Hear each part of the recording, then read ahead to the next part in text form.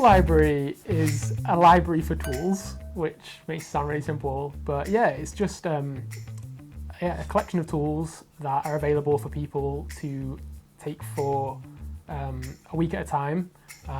They are free to take for members, but there is a suggested sign-up of £20 or whatever people can give just to help their running costs. And yeah, it's just a collection of whatever tools that we can get together. They're all either donated or I guess occasionally we'll replace them, right, with new tools. But yeah, but nearly all of them have been donated. Everything will have been donated by people for various reasons when they're clearing out, or people who used to work in the industry who don't need their tools anymore.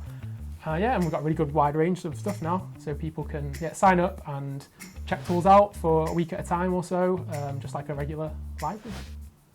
So how did the project start? What was the motivation to create it? Gosh, so it was about 4 years ago.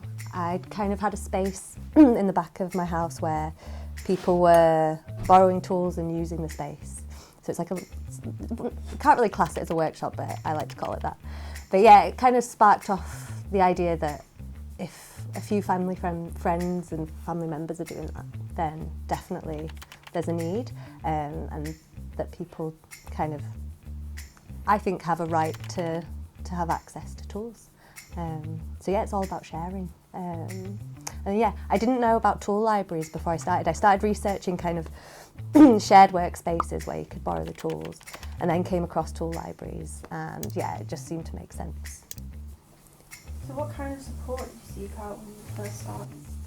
I definitely asked friends and family for advice and whether they thought it was a good idea. But one of the biggest was, luckily Edinburgh Tool Library already exists, or existed at the time. And I was able to, I emailed them and basically shadowed them for 2 weeks, and they kicked off our inventory with 150 tools. So that was priceless, that was really amazing. And all the knowledge that they shared, they were really open, and I still talk to them now, it's great. So what's the response been from the community around you? How have they taken to these tools? I think the response has been nothing but positive, and I think that's one of the reasons why I come back every Saturday and now every Wednesday, just because it's so nice to see people communicating with each other and being part of something. Yeah, I think people have been very grateful. It's been nice to see, it's been nice to feel as though we're providing for their needs, and it's been nice to sort of build those relationships from that point and see people, and see new faces, but also see new people coming back week after week and getting to know them through the projects that they're doing and what we're talking about together. So tell us about some of the projects people have been completing with these tools. What's been the most impressive so far? Ooh. So what was that guy just came in? What was he doing? Him just then? No, the guy before. Oh, yeah, a guy had bought a piece of furniture from an auction, and it came and it was kind of broken in two. So firstly he put it together, but then he was wanting to fit it into a certain gap. And we kind of spoke through all the different ways you can do it, either trying an electric plane or like a belt sander. This was last week and he's just turned up then. And it turned out he basically he just chopped it all apart and rebuilt it. So that was pretty good. That's awesome. Some people have essentially built their whole houses with it. Yeah. Like knocked down ceilings, tiled floors. I saw a guy actually who came at the very start of the Tool Library opening, so like a year and a half ago. Only about 2 months ago had finished this parquet floor, so he was doing it non-stop.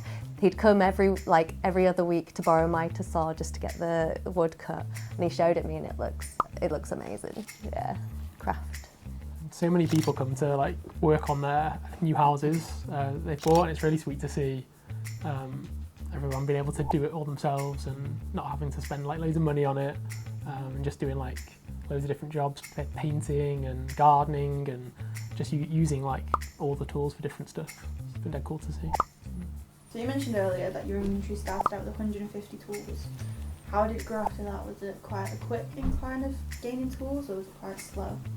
I'd say initially, because before it actually opened, we built up quite an online kind of presence. So we've been open for about 1.5 years now, and in the first 6 months I think we got about 400 tools on top of the 150, and now we've got about 800 in this tiny space, but it really can hold quite a lot, thanks mainly to people organising it.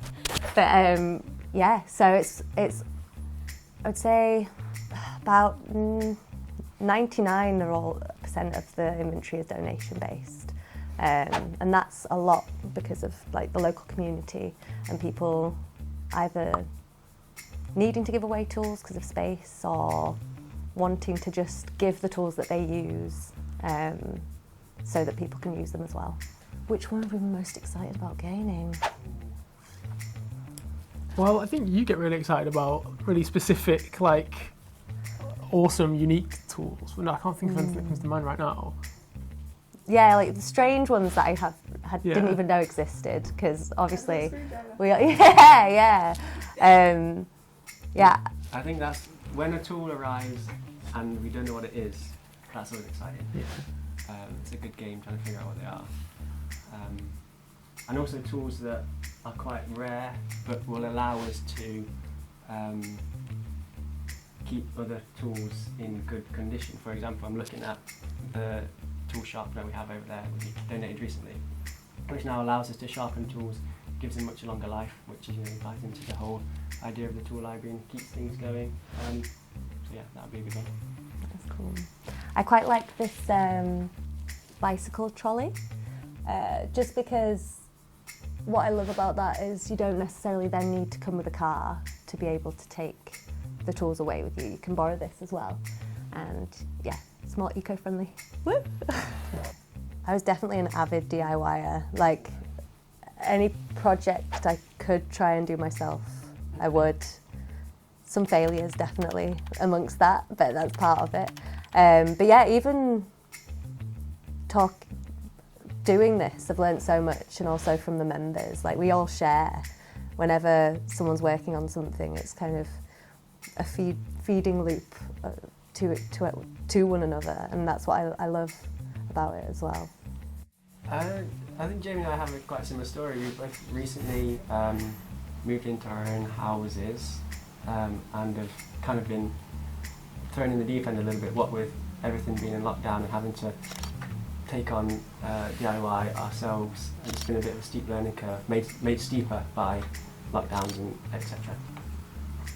So I kind of learned to use things that I would always shy away from in the past, and found that it's not as hard as I thought, and really quite enjoyed the practical element of it, and even started doing things a bit more creatively with sort of developing artworks made out of odd pieces of wood that I've bought, or using a sander to sand down a log to get the grain to appear and print that, and then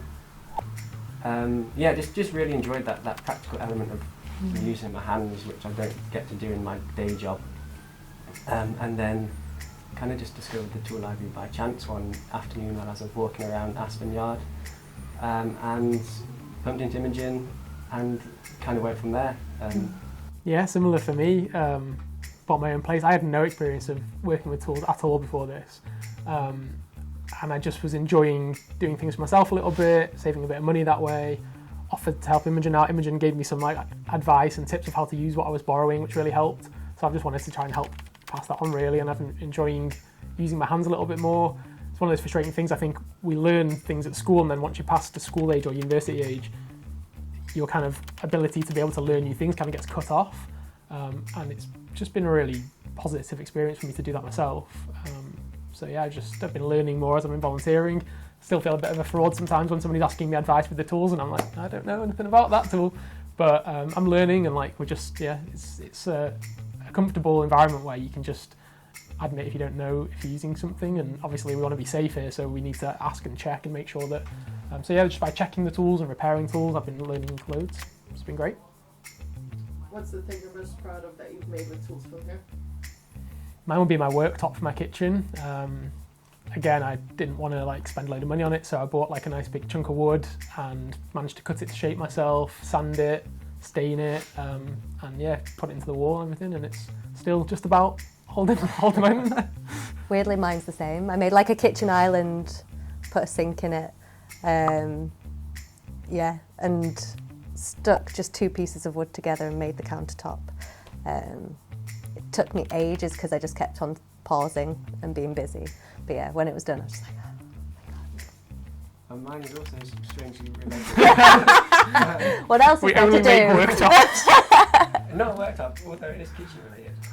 A couple of weeks ago, well, there was an old piece of, so the place next door, which is the ceramics workshop, produced something called Granby rock, and there was an old piece lying in the courtyard which had been there for as long as I can remember, really.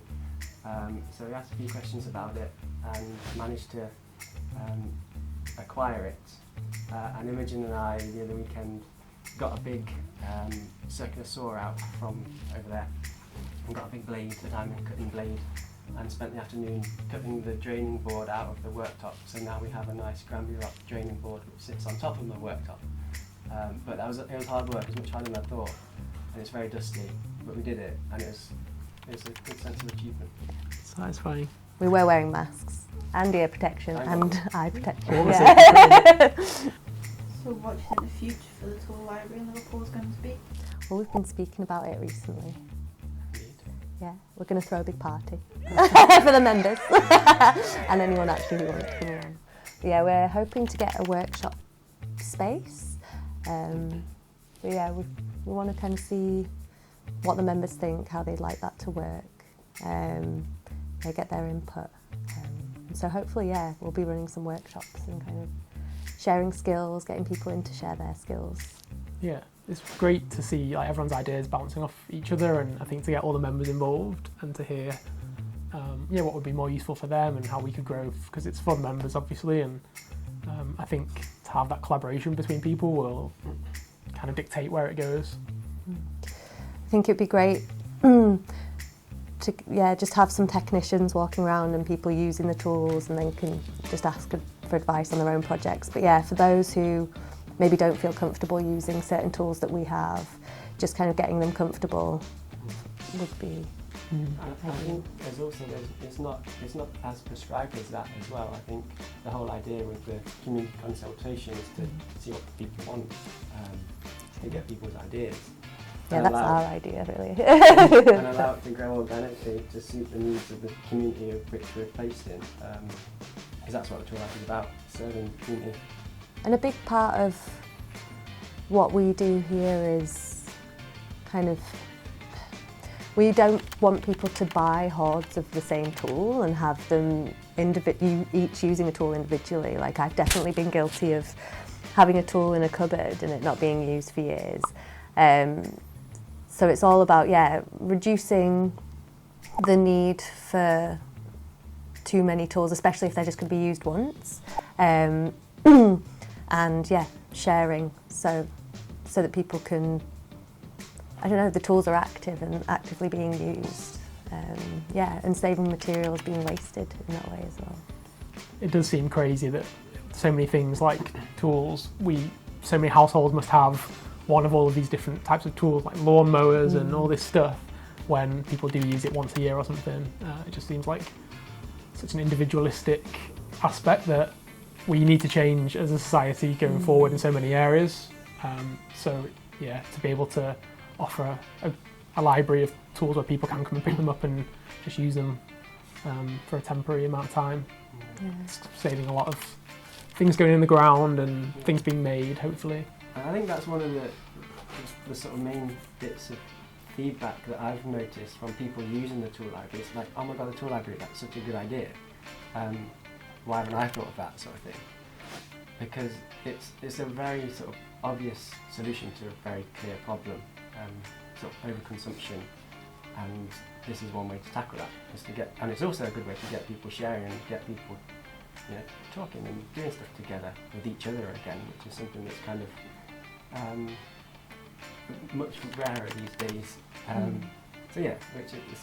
It's just good people doing good things with good intentions, and I hope that that's how it stays.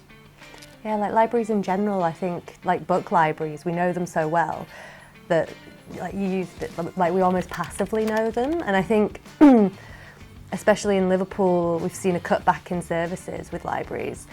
And what I hope with the Tool Library as well is that it encourages how important they are in all different ways. You know, you can get toy libraries, you can get even nappy libraries. Loads of different libraries are popping up. And yeah, I'm excited to see what kind of libraries pop up next as well.